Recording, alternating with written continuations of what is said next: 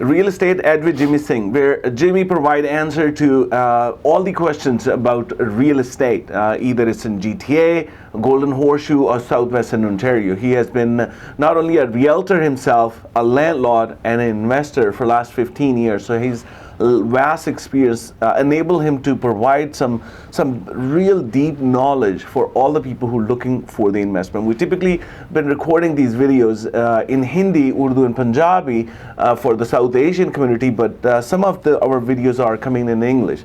And the reason is that there are some of our subscribers and reach out to us. But the funny thing is, actually today one of our staff member asked the question about R.T.A. R.T.A. stand for the Residential Tenancy Act, and Stephanie is going to be a first-time owner and landlord. So she asked question, okay, what things, Jimmy, landlords cannot do under Residential Tenancy Act? So we provided this answer in to her, but for the sake of benefit for all of our audience, so we recorded that for you.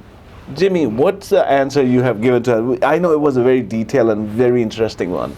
I think I congratulate Stephanie first to being a landlord, because most of the people just jump and they start winging it without know what they're doing, right? That's the biggest mistake, right? First thing you have to understand is a Residential Tenancy Act is a Consumer Protection Act. It is there to protect the tenant, not the landlords. Correct, that's true. And I find out in my first property when I bought 15 years ago how the rules are, working in favor of the tenants. Unfortunately or fortunately, that's the way life goes, right? So first thing you have to understand is when you draft any lease, you can't put a clause that voids or violates the act, right? There's a bunch of things, right? First thing I commonly see when people market, if they don't know what they're doing, is ask for post-dated checks or pre-authorization forms. Okay. I do ask them, but I don't make it a must. It's an option. Some people say, I won't give you key, first give me post-dated checks, right?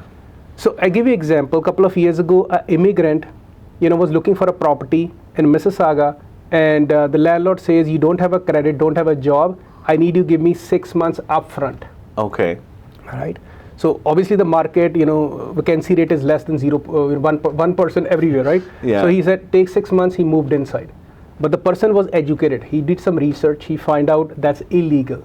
Oh. Because in Ontario, you can only ask first and last month rent. Last month as a security. Right? So what he did is he filed an application with the tribunal landlord tenant and says, this is what happened to me. And they sent a nice letter to the landlord saying return 4 months to him. Oh, they had to? They had to, because that's against the law. Right. But he says there's in the lease I put, he has to provide me, they said they threw the lease. It doesn't matter. Yeah, it's void, legally void clause. Okay. Right? So see, now as a landlord, somebody's already living in your house and you have to return your money. Yeah. And you pissed off. And you're pissed off. That's starting the relationship on a wrong note. Yeah. Right? Yeah. So you can stay, if both the parties voluntarily agree to do that just for convenience purposes, that's all fine.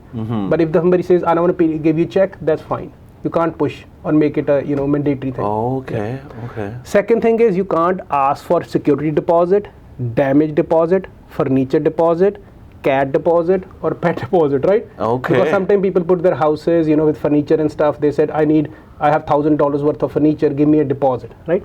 That's against the law. Wow. You can only ask last month as a security deposit, and you can't use for a cleaning. If the tenant moved out, you said, hey, I used your deposit for cleaning, now you pay me extra. No.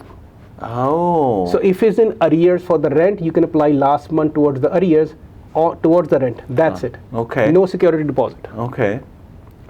Third thing is you can't disconnect vital services. So if you have all-inclusive lease or somebody living in a basement, you can't shut the heat because he's, delaying the rent or whatever, right? Oh, you can't turn it off. Yeah, you can get up to $25,000 penalty in court if you do that. Right? Yeah, because even London Hydro cannot turn it off, even if, especially in winter, to the people non-payers. So correct. As a landlord, you can't do correct. that either. So the best thing you can do is basically when you rent a house, you rather give a discount on the rent than tell them to transfer heat, hydro, utilities in their own name. Right. They can't transfer Reliance water heater, but rest of it they can transfer in their name, right?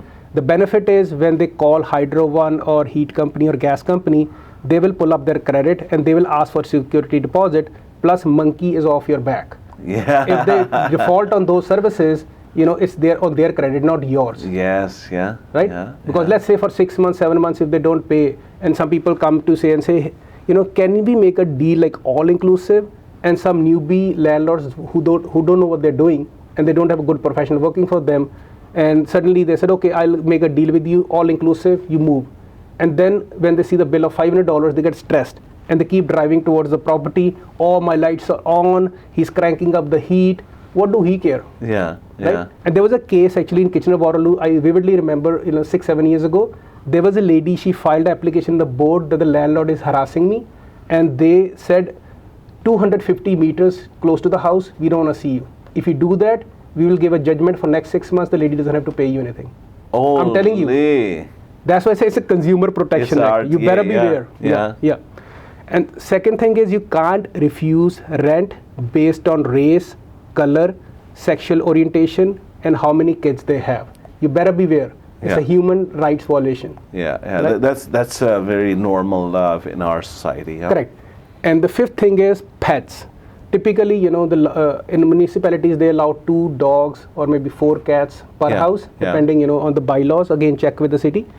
And you can only evict if the pet is bothering you and there is allergies to the owner or it's damaging your property, right? But if it's a condominium and 80% of owners, pass a bylaw, no pets allowed, so that is the only way in condominium buildings they can do it. But if, let's say, I rent to somebody and down the line he lied to me and moved with a pet after 1 month, you can't kick them out. Okay. A trick is go check their Facebook profile. Before you give them. Yeah. Okay. Anyways, I'm sharing too much secret, right? Anyway, the thing is, recently we have marijuana, legalized last year. Yeah. And a lot of people are happy, right? Yeah. And for smoking. So what happened is, sometime we put in a law clause in the lease saying no smoking allowed. I do understand if somebody smokes in the house, your insurance premium goes up, there's a risk and stuff like that. But even when you put a clause and if somebody smokes, you still have to go to the tribunal to kick them out. It's not simple. You know what I mean? Okay. It's a long process. But as a landlord, you always have to understand there's always a risk. Okay. There's always a risk, right?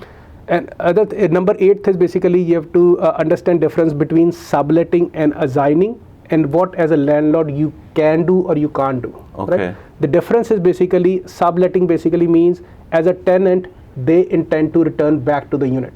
So I'm subletting my unit. Maybe I'm going 3 months to Nova Scotia or to work to Vancouver, but I intend to come back.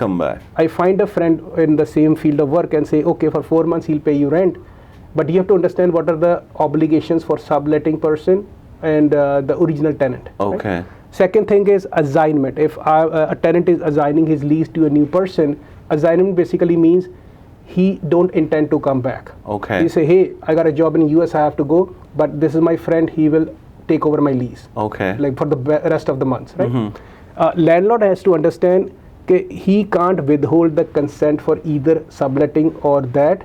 He can do credit check and do all those, due diligence, but he can't withhold, right? Okay. If he do that, the tenant can go to landlord board and file an application. Right? Okay. Okay. And the original tenant is only responsible till the original term of the lease. So once the term expires, he assigns a lease to new person, and the new person default, then against between new person and landlord. The person is out of the picture. Okay. Okay. Makes sense. 9th point is rent increase. And in one of the videos we discuss, November 2018, rent control basically for new properties are not, applicable. Right. As a new property owner, I can increase rent the way I want. Right. But still there's a guideline. So you can only increase rent once a year, and you have to give tenants 90 days notice, and it has to be in writing in a proper form, like N1, right? So what you have to do is you go to city, and then they have a, consumer price index. Like they calculate every year how much is 1.9, 2.1. So based on that, that is the maximum rent you can increase. Oh, not like whatever you decided. No. Okay. So as I said, if you have a good property manager, they'll take care of all, send proper forms, so there's no issues. Because if you don't know what you're doing, the tenant doesn't have to pay you, prorated or new rent, right? Yeah. And then the other very common question, and I see people making mistake is they put in a lease that the tenant will cut the grass and shovel the snow. That's a legally void clause. They're just trying to, move It's not away. my responsibility. I'm not responsible. Yeah. The law says, hey, you're making money, you're making profit, somebody's paying your mortgage off, it's your responsibility. And with the crazy weather, if the snow is like that, somebody slips and fall on a curb, they can come and sue you. Yeah. Right? So you need to have your own insurance, plus the tenant need to have their own insurance, right? So, what you can do is you can make a separate deal with the tenant, I'll pay you $1 or whatever, and then you cut my grass. Okay, so you still can do it, but not in the lease. If you put the lease, he doesn't have to do it. He might be sitting playing video games and somebody come and fall down and the city issue ticket of $300, your grass is up to like 2 feet. Yeah, right? yeah. So as a landlord, you should go every couple of months, see what's going on, and or hire a good property manager who can take care of all these issues. But this is legally not, void clause. Okay. And then you can't ask a tenant to maintain and repair your house, right? That's the big thing. Sometimes people say, hey, give me your house, I'll take care of that. I'm a handy person, I'll fix your faucet, I'll take care of your trims and whatnot, right? For me as a landlord, it's like a red flag, right? Okay. So what it tells me is unconsciously that person saying, hey, don't depend on me for rent, I can fix your house. Hey, I don't wanna, I don't want to do that. I rather, get my rent and have my own team to take care of all the repairs. Right, yeah. So you can't push somebody. If you put in the clause, you're responsible to fix toilets, you're responsible. Those are all void clauses, right? And then at the end of the day, appliances are the other, major things. And this is very tricky. I mean, you have not heard this term, so watch this. Okay. So what happened is mostly, in the house, people have appliances, and the tenant suddenly call in the middle of the night, hey, my cooktop not working, or my, washer dryer is not working. Yeah. And then people get stressed. Yeah. There was a incident, I'll tell you. So what happened, somebody was renting a condo, somebody put an ad on Kijiji, find a tenant and doing by themselves. And suddenly tenant call and say, hey, my stove is not working. Okay. Right? And then they said, okay, I'll come and have a look. And then they check a look, it was flat stove, and they have to order from the company. It takes probably 2 weeks for them technician to come and fix it. Okay. Right? And the tenant says, I need to cook, what do I do? They said, you have to wait, I can't do anything. So when the time comes for paying rent, the tenants, deduct for those 2 weeks that I eat out. Holy. And if landlord goes to the court, I promise you he will lose. Because it's his job to provide the working appliance, which is not working. And if the tenant is eating outside in a restaurant, he can provide all the bills, go to Mandarin, and have buffet for 7 days. Yeah. And you are paying the tab on that. Yeah. Right? So but there's a trick. Now there's a trick. So this is what I do again, This is a trick. This is the benefit of hiring a professional, because they will protect your investment and make sure, those things. So what you do is you sell, if it's an older appliances, older house, you say, hey, you want to buy appliances, I'll give you good discount, because if they want to live for long term. And these days, whether it's GTA, London, Toronto, vacancy rates are so low that people are bidding over to get a rent. Right. And some people want to live for long term. So what I do is I sell them my appliances. Sell your appliances to the tenant. Because the law says what you supply as a landlord, you're responsible To manage. So if they own the appliances, monkeys off my back. I'm not fixing anything. Yeah. Right? This is then called autopilot. Yes, and this is also called experience. And Yes. my hair are going because of the properties, right? So other thing I can tell you is, especially I deal with a lot of investors. I am selling their houses, so I have to know law, how to take care of the tenant during showings, and how to sell a house. Okay. The biggest mistake, people hire agents who don't know what they're doing. And there was a case recent in Oshawa. They know their prices have gone up, the landlord. And then they figure out, I can make a good profit, because the tenant was living there for 12 years, paying measly rent of $950. Okay. Right? And they know they can fetch $1,700 rent. Okay. So just to kick the tenant out, they make an excuse and send them N12 that we are moving ourselves, and my family is going to move. Right? And the typical. tenant says, okay, let me start looking. And when she starts looking, obviously she has to pay $1,600. But she, like a hawk, keep an eye what's going on in the house. Okay. Because the law says if you issue a form saying you are moving in the house, for 1 year you better live in the house. If you don't do that, there's a penalty of $20,000 to $25,000, right? Okay. Up to. Okay. So what happened is, after 1 month, the tenant found out there was a sale sign in the front lawn for sale. Okay. So the landlord lied, I'm moving, kick her out, and she ended up paying more rent. Right. So difference between $950 and $1,500 probably is like $600, something like that, right? Yeah. So the lady filed an application to landlord board, and the adjudicator, or the verdict was the landlord has to pay the difference for the whole year. So $600 a month difference, which she's paying extra, multiplied by 12. So about $7,500. That's correct. Landlord so the landlord end up, paying that.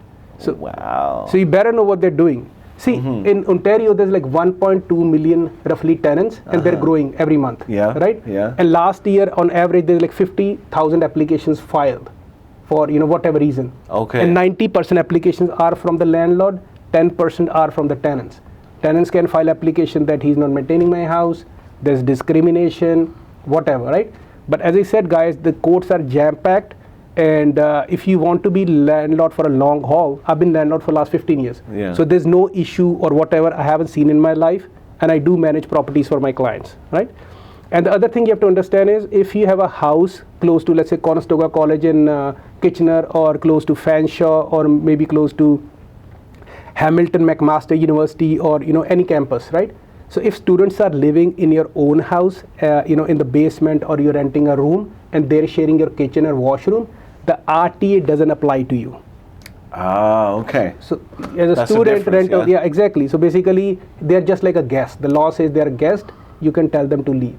Okay. Right. So you have to understand those things. And other thing I can tell you is, when you hire a property management company, you have to see how they market your house properly.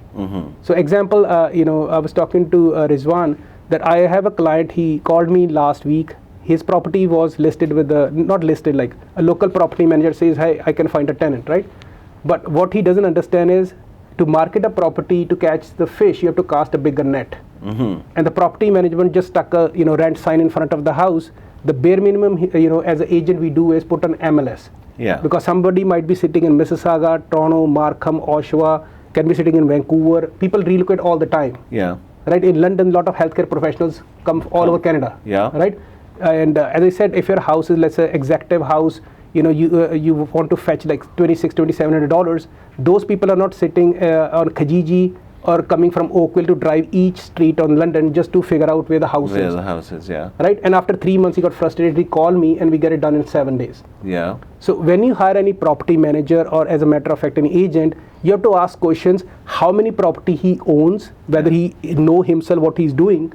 You don't want to be getting a soup, or get in trouble with RTA. Yeah. If you don't understand, what the law says, what time I can enter the property, what notice to serve for eviction, or if the rent is in arrears, you know what I mean? It's too much headache. And that's the reason when people get frustrated. Oh, it's not for me. Real estate doesn't work. Yeah. It's just knowledge. Yeah. And we started this channel, on the premises that I believe a knowledgeable client is our best client. Correct. This is the reason of providing the knowledge. And obviously, if you're looking to, sell your house in GTA area, London, Golden Horseshoe, or you're looking to, rent your property, give us a call. I've been helping my clients for the last 15 years. I have personally leased and find tenants for hundreds of homes. Beautiful. Real Estate Edge with Jimmy Singh. The channel is primarily focused on people who are looking to buy a new home, rent a home, or invest in rental properties and everything. Because of his experience, I don't know if he actually counted. There were over a dozen tips he has given you, the tips he has acquired through experience over 15 years. Very practical experience, and we all gave to you so you become knowledgeable and experienced even when you hire a professional, because you need to know what need to be checked and verified before you get into any of the Tenancy Act part of it. So this is for your information, this is for your knowledge, so you become an aware or educated landlord making any decisions. So for that reason, keep watching Real Estate Edge with Jimmy Singh, where Jimmy provides you the answers of your questions. And if you like this, please like, subscribe, and share, and also comment your questions. We will be able to answer it. And thank you, Stephanie, for asking this question, because it hopefully help a lot of people. Until then, bye for now. Thank you.